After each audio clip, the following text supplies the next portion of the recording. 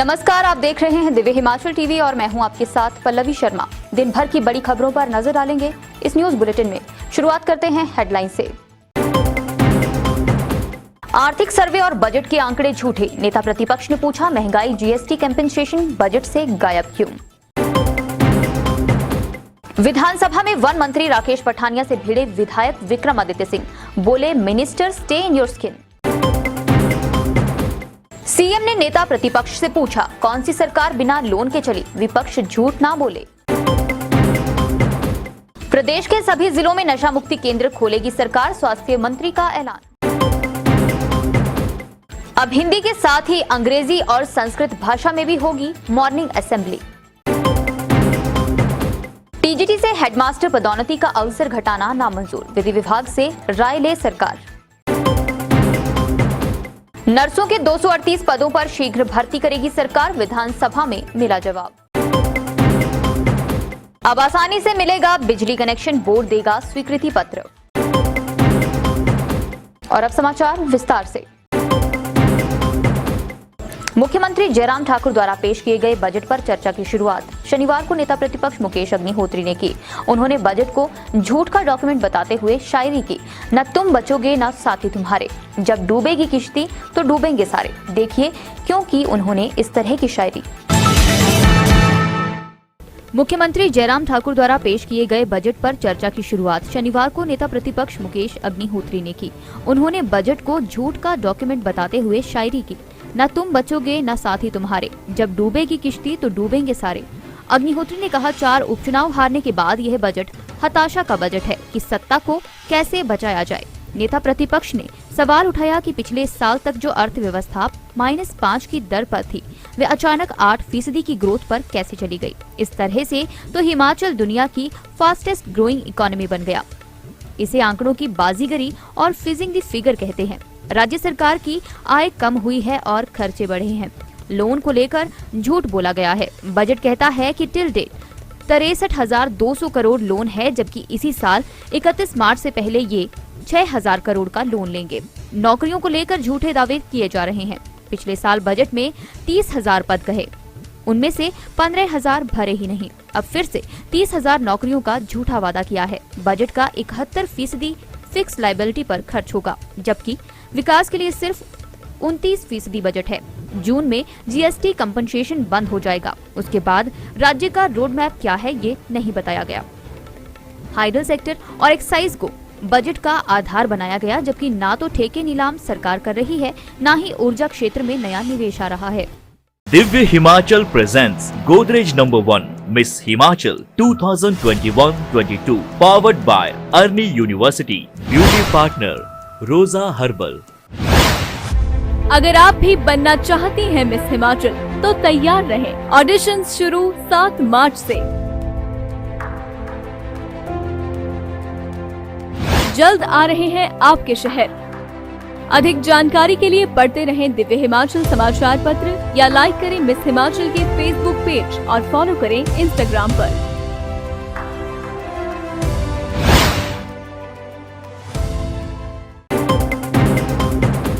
राज्यपाल अभिभाषण पर वन मंत्री राकेश पठानिया की तरफ से पूर्व मुख्यमंत्री स्वर्गीय वीरभद्र सिंह और उनसे संबंधित मामलों पर की गई टिप्पणी का जवाब उनके पुत्र और कांग्रेस विधायक विक्रमादित्य सिंह ने शनिवार को विशेष उल्लेख के तहत विधानसभा में दिया।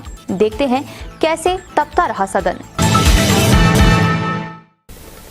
राज्यपाल अभिभाषण पर वन मंत्री राकेश पठानिया की तरफ से पूर्व मुख्यमंत्री स्वर्गीय वीरभद्र सिंह और उनसे संबंधित मामलों पर की गई टिप्पणी का जवाब उनके पुत्र और कांग्रेस विधायक विक्रमादित्य सिंह ने शनिवार को विशेष उल्लेख के तहत विधानसभा में दिया। उन्होंने कहा कि राज्य सरकार के एक मंत्री ने विधानसभा के अंदर उनके पिता को लेकर टिप्पणी की है, जो अब ना तो सदन में खुद को डिफेंड करने के लिए है, ना ही इस दुनिया में है। उनके खिलाफ चल रहे मामले अब खत्म हो गए हैं, इसलिए उनको लेकर किसी भी तरह की टिप्पणी नहीं की जानी चाहिए। विक्रमादित्य सिंह ने गुस्से में मंत्री को ही अपनी खाल में रहने की चेतावनी दे दी और कहा minister stay in your skin. साथ ही कहा कि वीरभद्र सिंह पर टिप्पणी करने का कद किसी का नहीं है, क्योंकि उनके जाने के बाद भी उनका परिवार आज 1/4 हिमाचल का प्रतिनिधित्व कर रहा है। हाल ही में उपचुनाव में लोगों ने हमारे परिवार पर भरोसा जताया है, इसलिए उन्हें किसी से सर्टिफिकेट लेने की जरूरत नहीं है।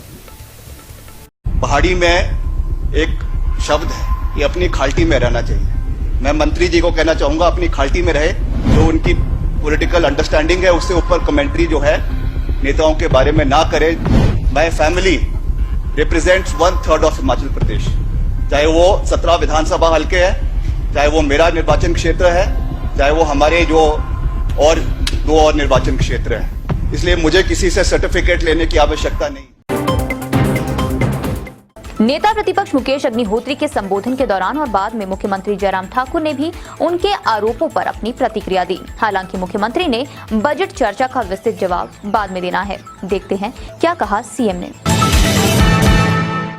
नेता प्रतिपक्ष मुकेश अग्निहोत्री के संबोधन के दौरान और बाद में मुख्यमंत्री जयराम ठाकुर ने भी इन आरोपों पर अपनी प्रतिक्रिया दी। हालांकि मुख्यमंत्री ने बजट चर्चा का विस्तृत जवाब बाद में देना है। जयराम ठाकुर ने कहा कि सदन में तथ्यों को तोड़ा मरोड़ा जा रहा है। लोन को लेकर नेता प्रतिपक्ष कभी 80,000 करोड़ कहते हैं तो कभी 70,000 करोड़। ये सब झूठ है। सरकार ये उम्मीद नहीं करती कि विपक्ष उनके बजट की तारीफ करेगा, ना इसकी जरूरत है। लेकिन जिन शब्दों का इस्तेमाल किया जा रहा है वह गलत है। लूट लिया, बेच दिया, घोटाला हुआ, इस तरह के शब्द उनकी सरकार से संबंधित नहीं है। विपक्ष बताए राज्य में कौन सी सरकार बिना लोन के चली, और कांग्रेस ने तो लोन लेने के मामले में रिकॉर्ड कायम किए हैं। हमारी सरकार को कोविड-19 जैसी सिचुएशन का भी सामना करना पड़ा, इसके बावजूद सोच समझकर लोन लिया गया। हमने अपने बजट में नई योजनाएं पहले बजट से शुरू की हैं और उनको मजबूती दी है। इसलिए विपक्ष से इतनी अपेक्षा जरूर की जाती है कि तथ्यों पर बोलें। प्रदेश सरकार ने आज ये मानते हुए ऐलान किया है कि प्रदेश में नशे की लत बढ़ती जा रही है। ऐसे में इस प्रवृत्ति को रोकने के लिए सभी जिलों में नशा मुक्ति केंद्र स्थापित किए जाएंगे। देखते हैं इस रिपोर्ट में। हिमाचल में बढ़ती नशे की प्रवृत्ति को रोकने के लिए सरकार प्रदेश के सभी जिलों में नशा मुक्ति केंद्र खोलने के प्रयास करेगी। सोलन जिला के कंडाघाट में राज्य स्तरीय नशा मुक्ति केंद्र बनाया जा रहा है। स्वास्थ्य मंत्री राजीव सैजल ने पालमपुर विधानसभा क्षेत्र के विधायक आशीष बुटेल के सवाल के जवाब में ये जानकारी सदन में दी है। आशीष बुटेल ने सवाल उठाया था कि प्रदेश में कितने सरकारी व गैर सरकारी नशा मुक्ति केंद्र हैं, प्रत्येक नशा मुक्ति केंद्र में कितने बिस्तर हैं और क्या फीस निर्धारित की गई है। क्या सरकार प्रदेश के सभी जिलों में नशा मुक्ति केंद्र खोलने का विचार रखती है। इसके जवाब में स्वास्थ्य मंत्री राजीव सैजल ने बताया कि प्रदेश में 2 सरकारी व 77 गैर सरकारी नशा मुक्ति केंद्र कार्यरत हैं। इसके अलावा 5 नशा मुक्ति केंद्र सामाजिक न्याय एवं अधिकारिता विभाग की ओर से भी चलाए जा रहे हैं। सरकारी नशा मुक्ति केंद्र निःशुल्क है, जबकि गैर सरकारी नशा मुक्ति केंद्रों की फीस भी काफी नॉमिनल रखी गई है। राज्य के सरकारी स्कूलों में अब स्कूली बच्चों को हिंदी के अलावा संस्कृत और अंग्रेजी भाषा में भी प्रार्थना सभा करवाई जाएगी। ऐसे में देखना होगा कि आने वाले समय में इसका क्या प्रभाव पड़ेगा। राज्य के सरकारी स्कूलों में अब स्कूली बच्चे हिंदी के अलावा संस्कृत, अंग्रेजी में भी प्रार्थना सभा करवाई जाएगी। इन भाषाओं में बच्चों की रुचि को देखते हुए शिक्षा विभाग ने ये फैसला लिया है। इसके बारे में उच्च शिक्षा निदेशक डॉक्टर अमरजीत शर्मा की ओर से सभी स्कूलों को निर्देश जारी किए गए हैं। इसमें कहा गया है कि हिंदी के अलावा बच्चों की अन्य भाषाओं में भी रुचि होती है और वे इस भाषा को बोलने में भी सहज महसूस करते हैं। ऐसे में जरूरी है कि बच्चों को इन 2 भाषा का ज्यादा से ज्यादा ज्ञान हो। इसके लिए स्कूल मॉर्निंग असेंबली से शुरुआत करे। निदेशक उच्चतर शिक्षा की ओर से सभी स्कूल प्रिंसिपल को भी सर्कुलर जारी किया गया है। गौर रहे कि प्रदेश में अब सभी स्कूली बच्चों के लिए रेगुलर कक्षाएं शुरू कर दी गई हैं। कोविड के चलते हालांकि अभी स्कूलों में प्रार्थना सभा पर पूरी तरह से रोक है, लेकिन स्कूलों के लिए ये निर्देश जारी किए गए हैं कि जब भी मॉर्निंग असेंबली को शुरू किया जाएगा, हिंदी के साथ साथ संस्कृत और अंग्रेजी में भी इसे शुरू किया जा सकता है। बजट में टीजीटी से प्रवक्ता प्रमोट शिक्षकों को हेडमास्टर के लिए पदोन्नति विकल्प देते हुए हाईकोर्ट के आदेशों का भी पालन किया जाए। अगर हाईकोर्ट के आदेशों की उल्लंघना करते हुए 26 अप्रैल 2010 के बाद प्रवक्ता प्रमोट किए गए टीजीटी को भी हेडमास्टर बनाने का विकल्प दिया गया तो ये प्रदेश हाईकोर्ट के 2 निर्णयों की अवमानना होगी। देखते हैं क्या है पूरा मामला। बजट में टीजीटी से प्रवक्ता प्रमोट शिक्षकों को हेडमास्टर के लिए पदोन्नति विकल्प देते हुए हाईकोर्ट के आदेशों का भी पालन किया जाए। अगर हाईकोर्ट के आदेशों की उल्लंघना करते हुए 26 अप्रैल 2010 के बाद प्रवक्ता प्रमोट किए गए टीजीटी को भी हेडमास्टर बनाने का विकल्प दिया गया तो यह प्रदेश हाईकोर्ट के 2 निर्णयों की अवमानना होगी और सारे टीजीटी कैडर की पदोन्नति पर कुठार घात होगा। इस निर्णय की अधिसूचना करने से पहले प्रदेश सरकार विधि विभाग से राय ले, क्योंकि 16,000 टीजीटी की पदोन्नति पर इस निर्णय का सीधा असर पड़ेगा। हजारों टीजीटी नियुक्ति से आज तक प्रमोट नहीं हुए हैं और उधर पहले से ही प्रमोट शिक्षकों को दोहरे पदोन्नति लाभ देने के चक्कर में फीडिंग कैडर के अधिकारियों का हनन किया जा रहा है। पे स्केल में हुए अन्याय से खफा टीजीटी से हेडमास्टर पदोन्नति अवसर घटाना नामंजूर है। टीजीटी शिक्षकों की मांग है कि उनको हेडमास्टर पदोन्नति में 80% कोटा अविलंब दिया जाए और हाईकोर्ट के पूर्व फैसलों का सम्मान किया जाए, क्योंकि हेडमास्टर का फीडिंग कैडर टीजीटी है। हिमाचल के अस्पतालों में स्टाफ नर्सों के खाली पड़े पदों को भरा जाएगा। प्रदेश में स्टाफ नर्सों के कुल 800 पद खाली हैं। इनमें से 238 पदों को बैच वाइज भरने के लिए सरकार की तरफ से प्रक्रिया शुरू कर दी गई है। बाकी बचे पदों को भी जल्द सीधी भर्ती के माध्यम से भरा जाएगा। हिमाचल के अस्पतालों में स्टाफ नर्सों के खाली पड़े पदों को भरा जाएगा। प्रदेश में स्टाफ नर्सों के कुल 800 पद खाली हैं।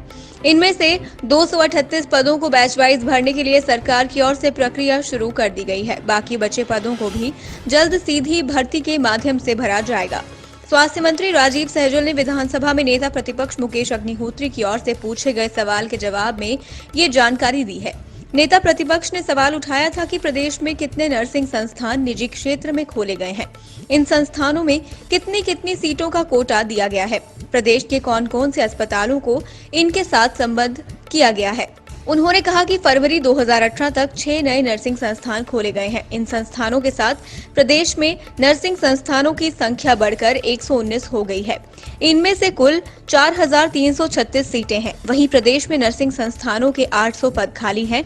238 पदों पर बैच वाइज भर्ती की प्रक्रिया शुरू कर दी गई है, जबकि बाकी बचे पदों में सीधी भर्ती से स्टाफ नर्सों की नियुक्ति की जाएगी।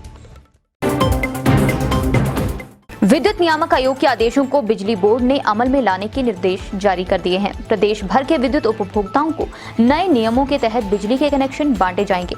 देखते हैं इस रिपोर्ट में। विद्युत नियामक आयोग के आदेशों को बिजली बोर्ड ने अमल में लाने के निर्देश जारी कर दिए हैं। प्रदेश भर के विद्युत उपभोक्ताओं को नए नियमों के तहत बिजली के कनेक्शन बांटे जाएंगे। बिजली बोर्ड अब मात्र डॉक्यूमेंट के आधार पर बिजली का कनेक्शन जारी करेगा।